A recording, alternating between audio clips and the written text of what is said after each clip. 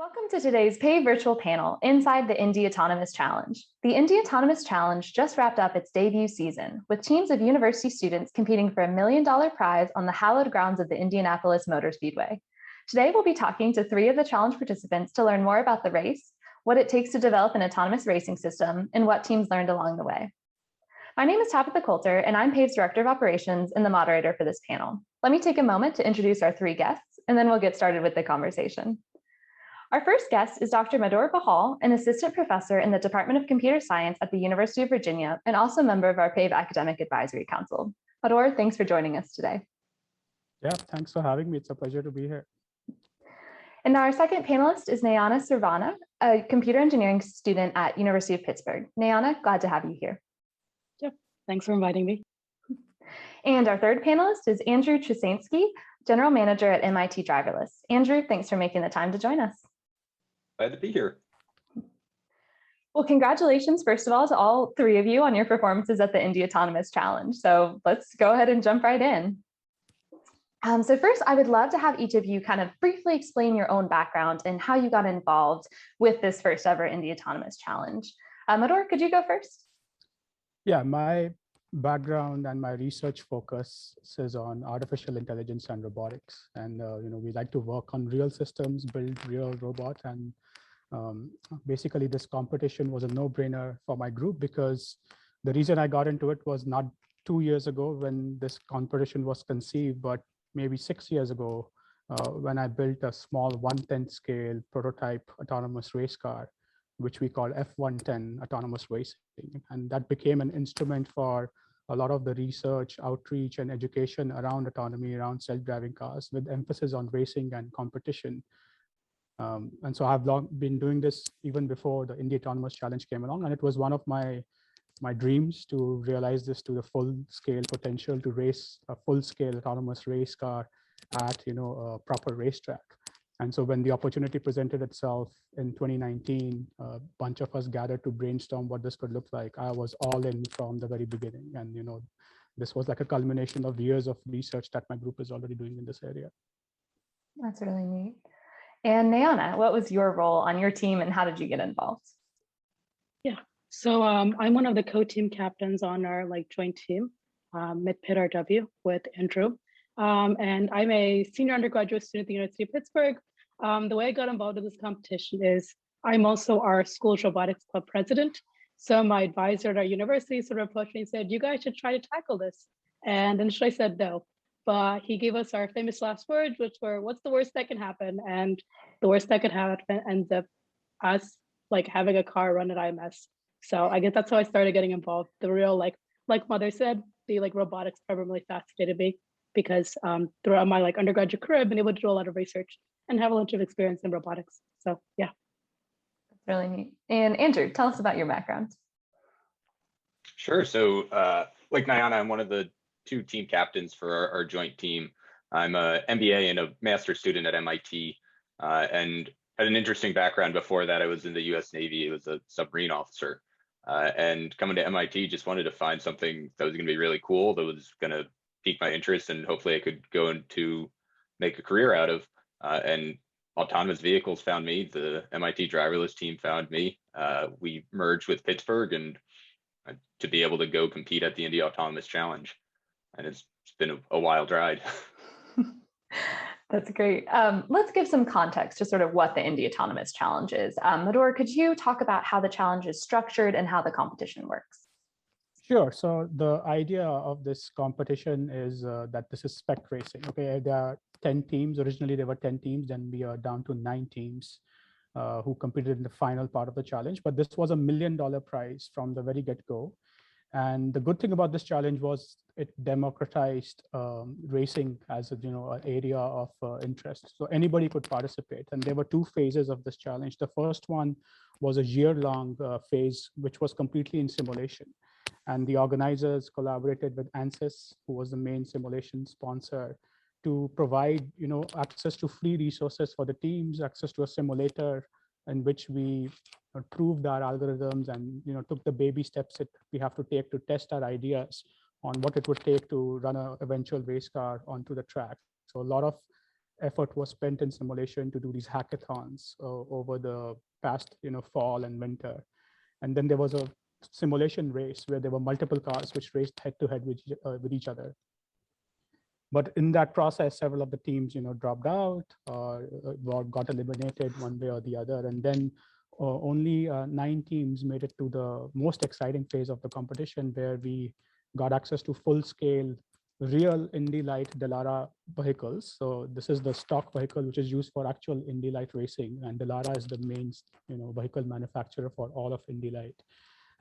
And together with help from other sponsors like Hexagon, Autonomous Stuff, and Cisco, they were able to provide 9 different identical cars to each of the university teams. Wow. And then it was a battle of algorithms from that point onwards. We spent the entire summer practicing how to program and test our software on a real racetrack. And we used to spend our afternoons at a workshop together with Humeco's Racing, which was a racing partner who helped us maintain our cars. So it was from the very get-go pretty well defined that it would be a final race. It could be a mix of both time trial and head-to-head racing. And there were several sort of COVID and logistical issues which made getting the cars to all the teams a little bit delayed, as deviated from the expected timeline. So what happened was there wasn't enough time for every team to be ready for the head-to-head race, which was originally planned. But we did what we could do the next best thing, which is a time trial format of the competition, which we all saw 10 days ago, where every team had a chance to do multiple laps, where they do like a warm-up lap to heat up their tires, and then they do 2 performance laps, and they count the average speed of the car for those 2 laps. And they have to check mark some other criteria, such as obstacle avoidance and adherence to race control flags. And so that's the race you saw. And then again, the thing which was added on top was this top 3 teams had a different shootout, where they would get additional time to do warm up, so they could go even faster and push the limits of how fast these vehicles can go autonomously. And we saw some very impressive speeds of up to 150 miles per hour. And then eventually, a German team from TU Munich deservedly won their first prize. And there was a very dramatic finish, because the runner-up, they made a very silly, I would say, computer science error, where they did not count their laps properly.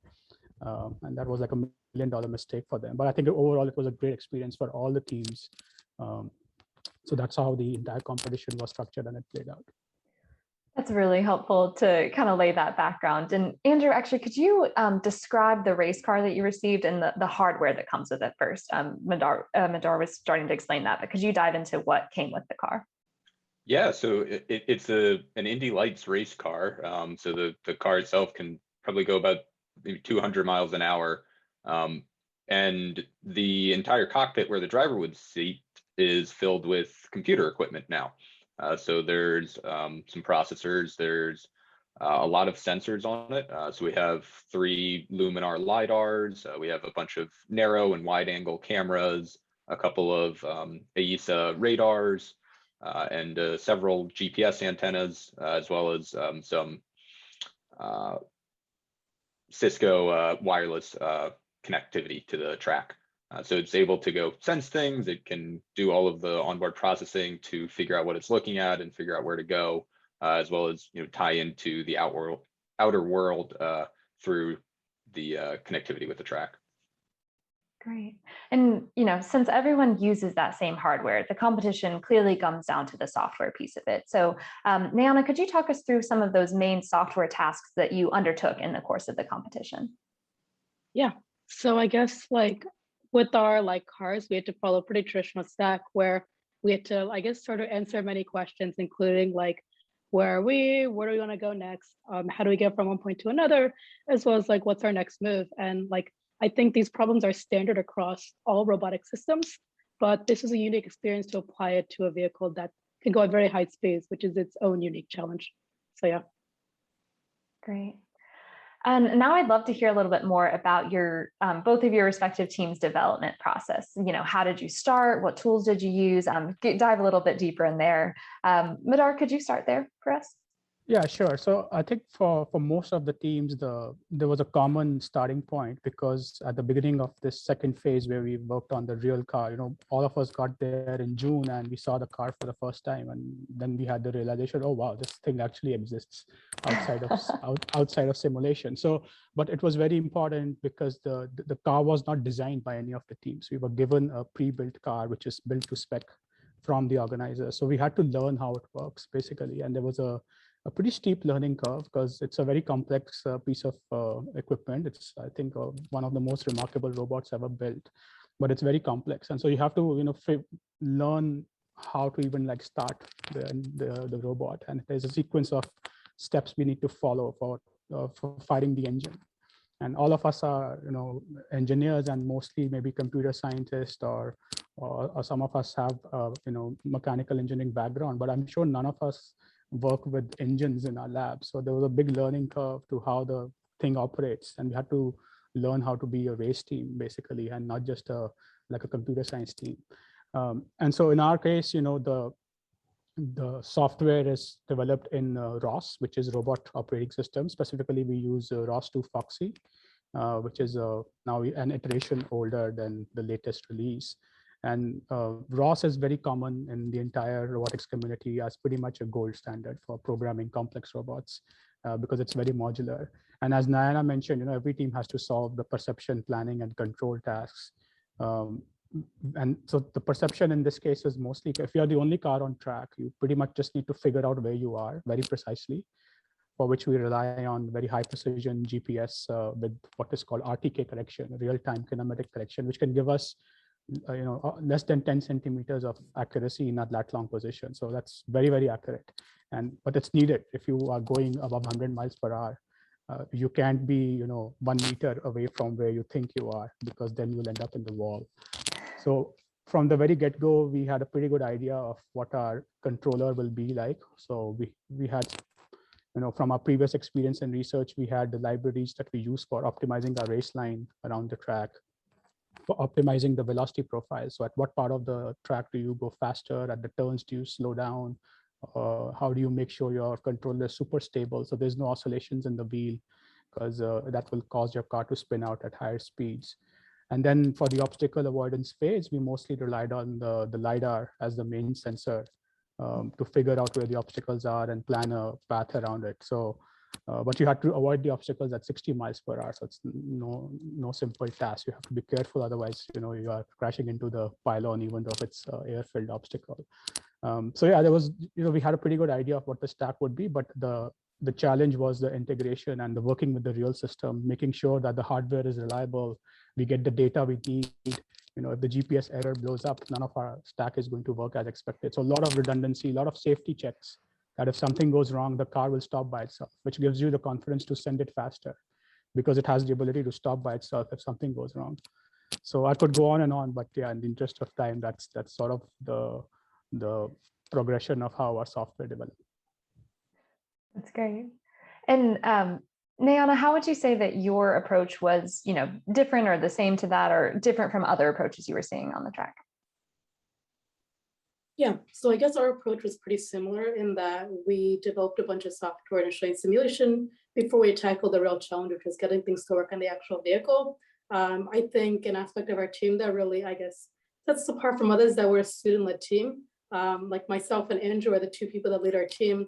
And like, we have a bunch of advisors or professors that we go to for advice, but like, we're the ones really driving the progress and milestones for our team. So I think it was really good learning experience for the two of us to learn how to manage over this process, because at least for me, a lot of my background has been working on a very specific problem. Like for instance, my background's in planning.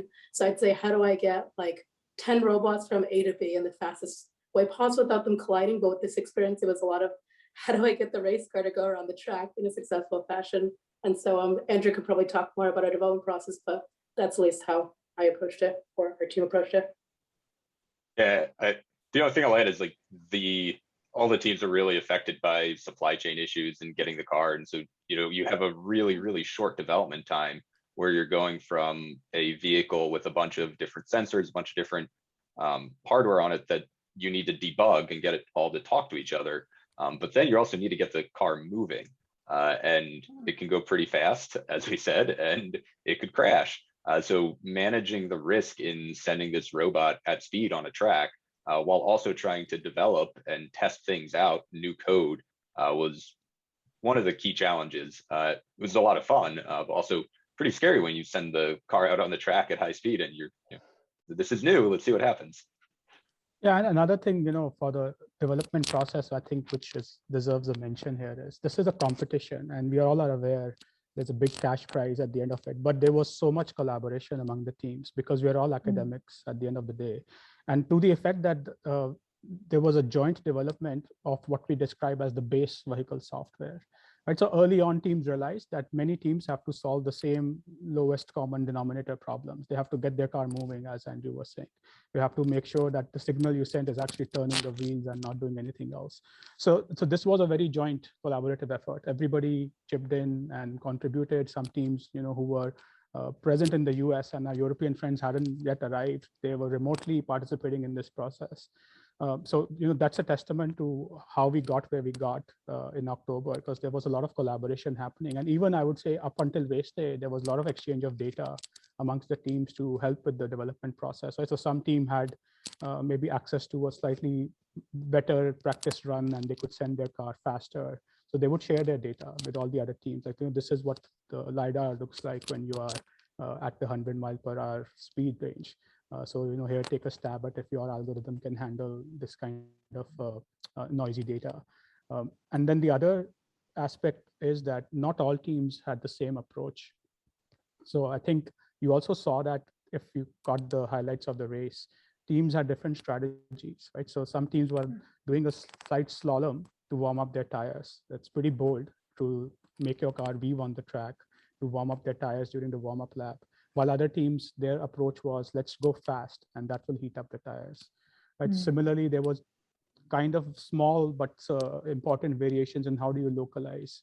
So maybe some teams purely depended on GPS alone. Some teams were fusing many sensors like GPS, LiDAR, or IMU at the very least, using well-known control techniques. What struck the most to me was some teams were also using different sensing modalities. Most of us were using LiDAR, but there were a few teams who were playing around with camera as well. So there was a lot of variability in how teams tackled their software stack for the same problem that everybody had to solve. Yeah. And I think many of us will eventually write papers about it and make our code open source as well. Really neat to hear. I love that collaborative, and sharing environment for sure. And actually that kind of leads me into then the next section I wanted to get into, which is sort of how developing an autonomous race car is different from other kinds of AVs, how lessons or systems might be applicable to non-racing AVs. Andrew, could you start us off with that one? Sure. So I think the short answer is that there's no people in it. And so that really changes the risk you're willing to take with the car. The other big challenge is the speed, and trying to make the car go really fast opens up a whole new set of controls challenges to keep the car stable. And then also, Madhur was talking about the tires. So I don't have a racing background, so I've been learning about this as we go, but the tires can be too cold in addition to too hot. So, if you go out there on a cold day, it's like going ice skating. You actually have to wait for the tires to warm up. So you're feeding a lot more challenges into the speed problem to solve it technically, but you're also willing to take more risk with it than you would with a traditional AV where you are planning to put a person inside. Nayana, anything to add there? I think Andrew pretty much covered it. Yeah, I think like he said, there's a lot more risk you're willing to take because it's just a car and a car can get fixed versus a consumer vehicle where one of the objectives is safety. So, yeah. And Madhur, I'd love to hear your take too. I know you've been involved in the autonomous racing world for a long time. So yeah, I'll try to make my comments brief. That's the thing I struggle with the most, but let's see. So okay, for starters, I think racing has a lot to offer towards contributing to the overall safety of regular self-driving. If you think about why self-driving is not a solved problem today, it's not because we don't have enough data or we are struggling with designing these algorithms. It's mostly because the car has to deal with a lot of unexpected situations which occur on traffic that nobody can claim that they have seen before and trained for before. And part of that unknown is how a vehicle has to predict the motion of others around it. We have all come across erratic drivers who indicate that they're taking an exit, but then they merge onto the left lane, right? So at the very last second without any indication. So self-driving vehicle has to deal with all of that. And so you may wonder how to deal with these kind of unexpected situations. So one hypothesis is that if your vehicle has the ability to understand its own dynamics of how it operates, its limits of braking, its limits of steering and traction, whether it's a wet surface or it has snowed the night before, then it can take the best decision in this uncertain situation. So this is where I think the tie with racing comes in, because racing by design, multi-agent racing especially, is by design high speed, close proximity racing. The drivers, they operate at a different level where they can drive so close to each other at 200 miles per hour and yet not crash into each other.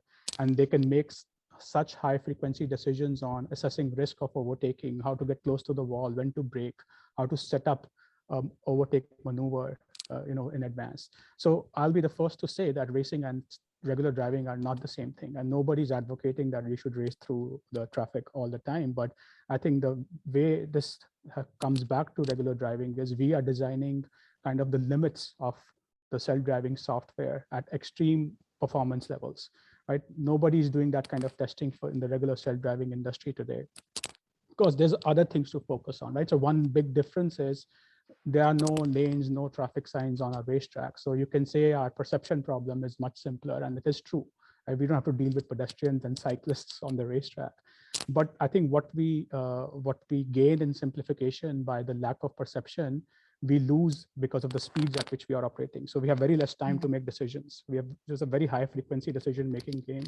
And if your algorithms cannot come to an optimal answer or a best answer within 10 milliseconds, 25 milliseconds, there's no point getting any answer. You've already moved on to the next data and you are essentially driving blind for that duration. So there are different set of challenges in operating this real-time complex robot at high speeds, understanding the limits of the traction of the vehicle, monitoring things like wheel slip or side angle slip, which is an indication of your car is oversteering or understeering. So I'm pretty sure not most self-driving stacks don't do this for the right reasons, because they don't operate at those speeds. And you might say that, maybe self-driving cars shouldn't be operating at 100 miles per hour, and that's true. But I would argue that if you're driving at 65 miles per hour on the highway limit, in the slippery conditions, it's the same as driving 100 in dry conditions. So we need to have this understanding, and this is just the beginning of us developing that software. It'll be a while before we can make meaningful contributions back to the regular self-driving world, and especially when we come to multi-agent racing, which is next on the horizon, you will see a lot of these translational algorithms come to the real world. Yeah. That's really neat. Nayana, I'd love to hear, what are sort of the biggest takeaways you had from your participation in the Indy AV Challenge? Yeah, I guess for me, I really learned about just focusing on the big picture in terms of how do we get the car to go around the track as fast as possible? Like with my current background, with my research and all my previous, I guess, robotics projects, like I said before, I focused on a pretty slim aspect of the problem. But with this project, it really gave me the opportunity to sort of focus on the big picture and look at how exactly this is possible, as well as how do we translate it to like a real physical vehicle. And in addition to that technical stuff, I also learned a lot about the business side of things, because I kind of started to dip my toe into that world. So it was a lot of fun to just sort of go into an area that I haven't really been exposed to before and learn a lot of skills that I guess I feel very grateful to learn, because a lot of people learn these a lot farther in life. So yeah. Great. And Andrew, if you could, go back in time to when your team first decided to do the challenge, you got picked to be a co-captain, what piece of advice would you give knowing what you do now? I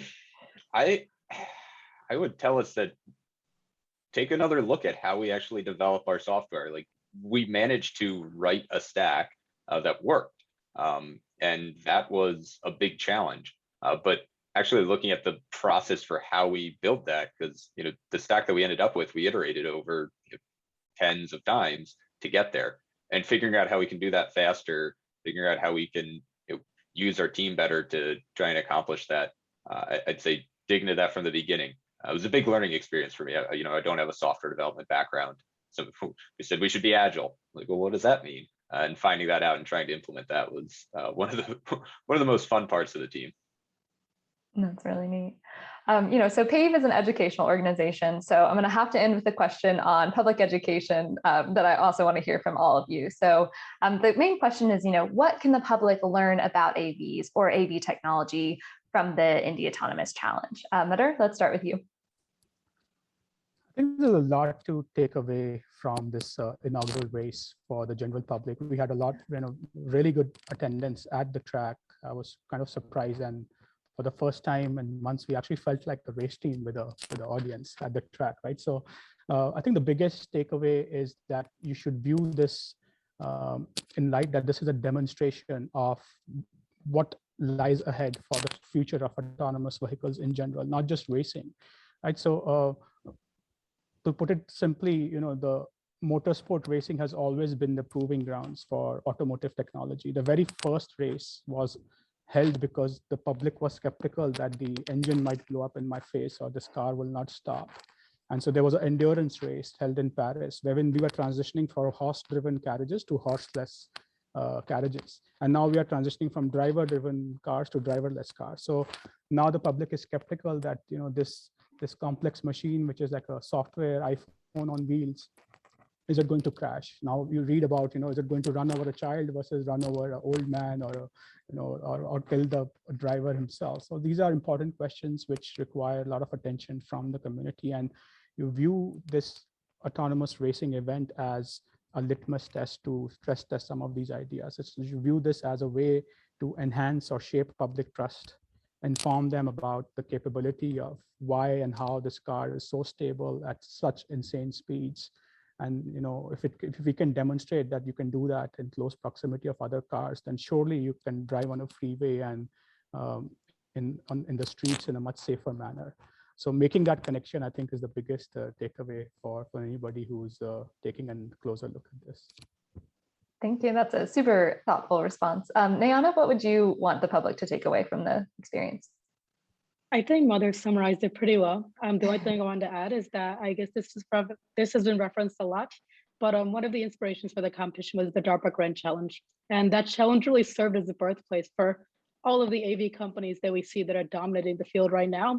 And so I'm hoping that, like Madhur said, we're really just having an exhibition in terms of what's really possible with these vehicles. They're just pushing the envelope what's currently possible with AV vehicles. So I'm hoping that, as we progress and do more races and such, then the people that we work with and the people that are leading these teams end up being sort of the new titans of the field moving forward. So hopefully it's a birthplace of a lot of innovation moving forward.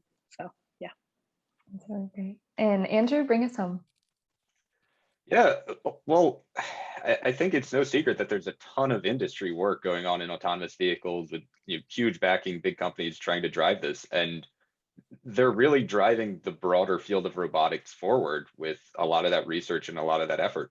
And I hope that this is a part of that too. And to keep it really succinct, I would just say, take away that robots are cool and they may do a lot of other things in the future. That's really great. Well, Nayana, Andrew, Madhur, thank you all so much for taking the time to join us today. Those 30 minutes were super fun, super informational, and just flew by. So thank you for sharing your enthusiasm and expertise on this topic. So this does bring us to the end of the discussion, but if you'd like to follow up with PAVE or one of our panelists on this topic, please reach out to us via our website contact form or just reply to one of your registration emails. We will be posting the full video recording on our YouTube channel and website later this afternoon. Follow us on any social media at PAVE Campaign to see that as soon as it's released. Thank you to everybody who attended and submitted questions. We really appreciate your engagement. Thank you all.